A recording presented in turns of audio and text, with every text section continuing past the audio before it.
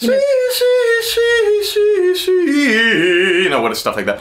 And I'll be riding the bike as full speed while doing it in the middle of a city, wherever I am, for like maybe, you know, 60 to 90 minutes.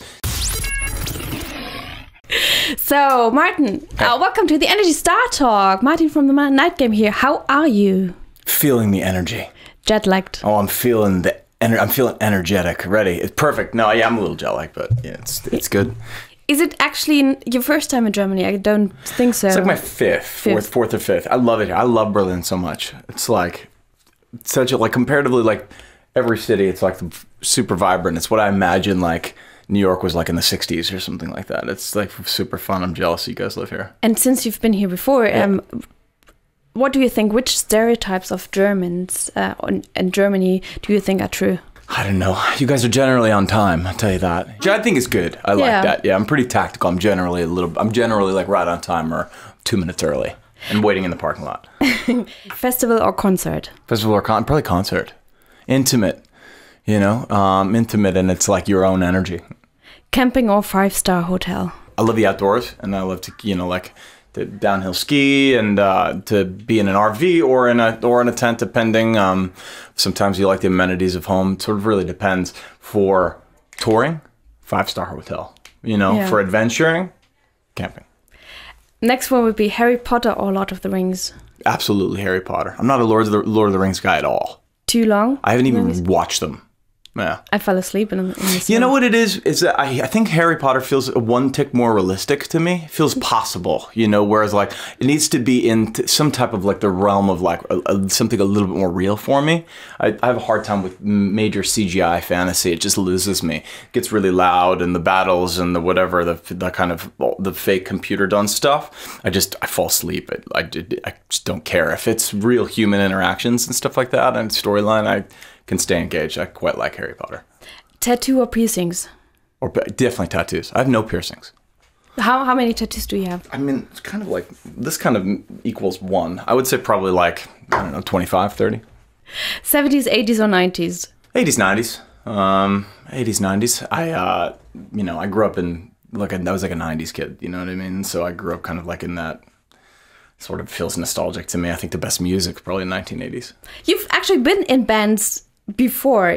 When did you broke up and then you were... You know, it's funny. I was in the kind of like a pop punk band when I was younger, called Boys Like Girls. We're still, you know, best friends and still, you know, I still band. I don't think there's point, if you're best friends with the guys, you know, you never break up. But when we, you know, made our last record, it was like I was making music for other people, like writing music for other artists. And sort of, we started on our own kind of musical journeys, and good in that way, but you know, different musical journeys and different paths. And when did you decide to, you know, form the Night Game? What made you do, you know, let's do this again? Yeah, I was writing. I was like, sort of felt like a 9-to-5 job. You know what I mean? Like I was doing. Writing music for other artists, which is fun. It's like putting on a different pair of shoes for the day, but I miss telling stories. You know, when you're a little kid, and like I was like a little kid with a guitar, looking at myself in the mirror, saying, I'm going to play, I'm going to singing in my bedroom and whatever. And somewhere down the line, I lost that kid. You know, I lost that kid, and it became about like maintenance, like paying the mortgage. You know what I mean? And I don't know, it wasn't fun anymore. So it's just like, either I'm going to quit and like, you know, see what else life's too short to be unhappy, and or I'm going to see if I can love music again, truly love music again. So I just, you know, I canceled everything that I was doing at the time, and just started writing to write, you know, like it was like, okay, I'm going to write alone in the room and stare at the wall and just try to make something great. And it started like really, really heavily kind of depressed, like some darker kind of music. I was throwing stuff around the room and whatever, and kind of ended up with the last song on the, you know, made for the record being like Bad Girls, and kind of the, like the outfield, some of the later stuff, some of the more fun. So it was a journey, but got there, and kind of it turned into what the Night Game is. And Bad Girls Don't Cry. When you wrote the song, when you finished the song, did you know that it's one of those songs that you hear once and won't ever get it out of your head? I knew it at the time. Yeah, I knew it.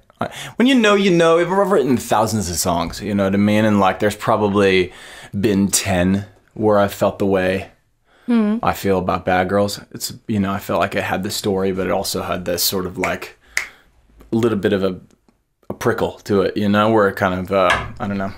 I felt really, really confident about it. That was when I felt like the record was done. I didn't really feel like there was a record yet until Bad Girls was on there. And what's actually the story behind the song? Because I read it's a true story. Oh, yeah. Well, I mean, it's just a bit of a narrative. I was like halfway done with the record and kind of like still trying to find it. And I was playing a ton of poker and looking for answers on the record. Like I was going to Vegas, taking the drive out to the desert. It's like 5 hours from LA. And met this girl in between sitting at the poker table for 18 hours who had like a past she didn't really want to talk about and a job she wasn't really proud of. And I was asking her questions about the past. And she said to me, Bad girls don't cry. And it was like a light bulb went on, something kind of clicked, and scuffled home to finish up the record. And it ended up finding its way on there. And are you good playing poker? Did you win that night?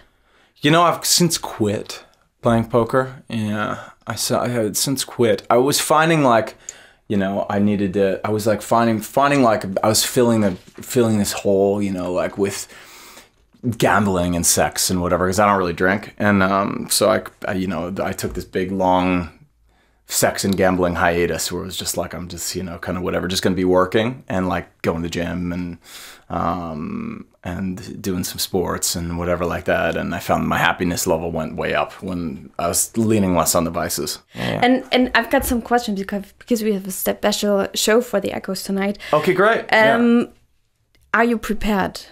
Do you speak some German? I'd never really heard of what the Echoes was, so I'm just going in this outfit. Do I look okay? Yeah, totally. Okay, sounds good. I'm going in a cutoff, you know, for those that don't see, I'm going in like a cutoff. I was told I went down to the lobby and they're like, well, we go straight to the Echo after. Are you ready for the red carpet? And I was like, well, I didn't bring my suit, but we'll see how they do with a gym shirt. That's rock and roll, so. Hey, baby, you know, it's all due. Have you ever cried watching a movie? Yeah, almost every time. It's the only time I cry. I don't cry in real life, ever. But I cry for movies. I think it's some type of thing, like I take life a little bit too seriously, and then with movies, that's when the emotion actually comes out. So you relate it to... It's kind of a, you know... I don't know how to You're like, cool, go to therapy, dude. You're being fucked. Yeah. Don't worry. Yeah. When you're on tour, what do you really have to have on your rider in the backstage? I don't really care what's on the rider as long as there's like water and sparkling water. It's like, you know, whatever, I don't drink. So it's like, that's just, you know, as long as it's cold on ice, I like it. The one thing that's really tough for me about being in Europe is you guys hate ice here. Mm-hmm. So I grew up like everything's cold. All the beverages are stacked with ice, you know, and it's like even this like, you know, it's pretty warm. But yeah, the fridge isn't working properly. Okay, but it's I mean it's quite all right, but it's like you're used to the stack, so I need the ice on the rider. But I go with I have to bring my bicycle. So right before going on, I have to get a bunch of cardio. The set's pretty demanding to sing, so I'll be doing my vocal warm-ups. I don't know if you've ever seen a singer do vocal warm-ups, but it's, you know, you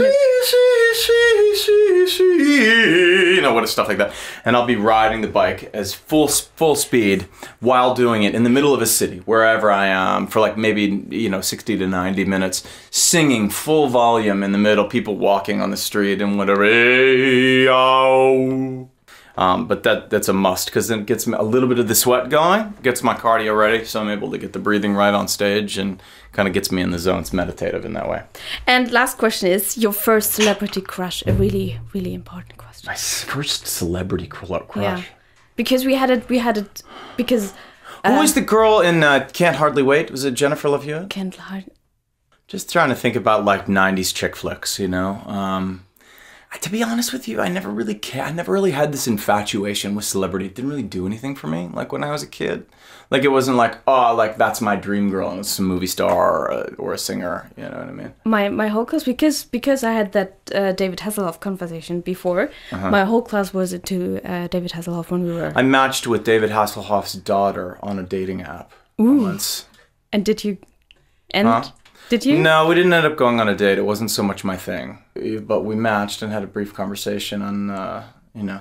Yeah, that would have been interesting. Yeah, she looked good. She's not really my type, but she seems sweet. Yeah.